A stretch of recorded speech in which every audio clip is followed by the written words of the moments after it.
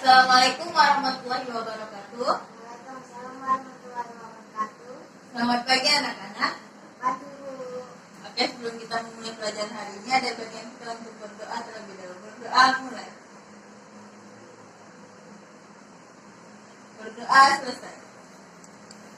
Baik, sebelum kita memulai pelajaran hari ini, Ibu mau tanya dulu kepada siswa-siswi Ibu. Di sini ada yang nggak sarapan pagi? Sudah Bu. Baik, bagus semuanya kalau sudah sarapan pagi. Jadi sebelum berangkat ke sekolah ada baiknya kita untuk sarapan pagi terlebih dahulu, supaya pada saat belajar tidak terganggu dengan rasa lapar yang dihadapi. Oke, langsung kita masuk ke materi hari ini. Materi hari ini kita mempelajari tentang konsep geografi. Oke, ada yang tahu konsep geografi itu apa? Tahu. Baik, konsep geografi itu terbentuk berdasarkan pola yang berkaitan dengan fenomena geosfer yang ada di permukaan bumi yang mempengaruhi kehidupan manusia. Terus, melalui konsep geografi dapat diketahui gambaran dan objek atau proses fenomena geosfer. Oke, kita masuk ke konsep yang pertama, yaitu konsep lokasi. Konsep lokasi itu menjelaskan suatu objek atau fenomena geosfer berkaitan dengan lokasi atau letak di permukaan bumi. Konsep lokasi itu terbagi menjadi dua, yaitu konsep lokasi absolut dan konsep lokasi relatif. Konsep lokasi absolut yaitu merupakan letak yang bersifat tetap, yaitu berdasarkan pada garis lintang dan garis bujur. Contohnya itu 6 derajat lintang utara sampai derajat lintang selatan dan 95 derajat bujur timur sampai dengan 141 bujur timur. Selanjutnya kita ke konsep lokasi relatif. Konsep lokasi relatif merupakan letak berdasarkan kondisi daerah di sekitar. Contohnya itu letak geografis Indonesia itu terletak di antara dua benua dan dua samudra. Oke, kita masuk ke konsep yang kedua, yaitu konsep jarak. Konsep jarak mengkaji jarak suatu tempat dengan tempat lainnya. Konsep jarak itu dibedakan menjadi dua, yaitu konsep jarak absolut dan konsep jarak relatif.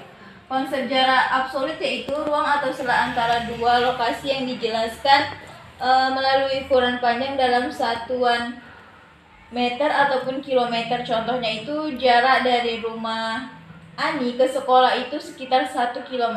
Selanjutnya itu konsep jarak relatif. Konsep jarak relatif yaitu jarak yang jarak tempuhnya yang menggunakan ukuran satuan waktu. Contohnya itu lama perjalanan. Contohnya itu tuh jarak dari kota Batam ke kota Medan memakan waktu sekitar 1 jam dengan menggunakan pesawat terbang. Oke, konsep yang ketiga, kita masuk ke konsep yang ketiga, itu konsep keterjangkauan. Konsep keterjangkauan adalah mudah atau sulitnya suatu komunikasi, mudah atau sulitnya suatu lokasi untuk dijangkau oleh sarana transportasi dan komunikasi. Contohnya itu masyarakat Pulau Karimun, Karimun Jawa sering mengalami hambatan dalam hal memasarkan hasil pertaniannya karena sarana transportasi yang kurang memadai. Selanjutnya yang keempat yaitu konsep pola. Konsep pola adalah susunan keruangan objek di permukaan bumi yang dikaji menggunakan konsep pola. Contoh dari konsep pola yaitu pemukiman penduduk berpola memanjang mengikuti garis jalan raya ataupun mengikuti garis rel kereta api. Oke, kita masuk ke konsep yang kelima, yaitu konsep morfologi. Konsep morfologi berkaitan dengan bentuk-bentuk permukaan bumi. Yang mempelajari tentang permukaan bumi, tentang bentuk-bentuk permukaan bumi. Contohnya itu seperti bentuk sungai yang berkelok-kelok ataupun meander karena proses erosi dan sedimentasi yang terjadi di daerah dataran rendah.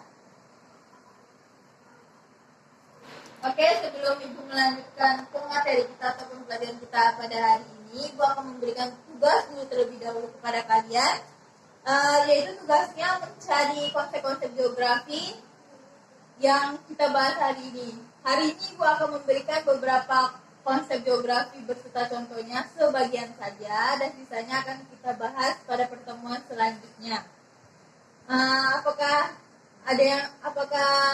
kalian setuju Ibu berikan tugas? Setuju, Bu.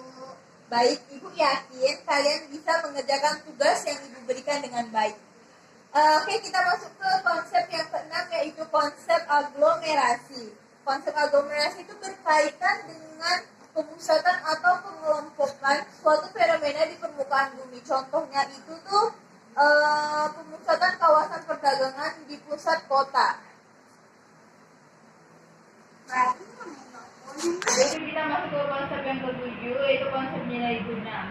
Konsep nilai guna yaitu adalah konsep yang mengkaji tentang nilai kegunaan suatu wilayah ataupun objek yang berbeda antara satu orang dengan orang lainnya. Contohnya itu di konsep nilai guna itu konsep contohnya itu di daerah pantai. Di daerah pantai itu tuh bisa dimanfaatkan sebagai tempat rekreasi, dan daerah pantai itu penduduknya itu bekerja sebagai seorang nelayan, dan ada juga sebagian yang membuat kerajinan dari keong ataupun kerang-kerang yang dimanfaatkan untuk sebagai gantungan kunci, pajangan rumah.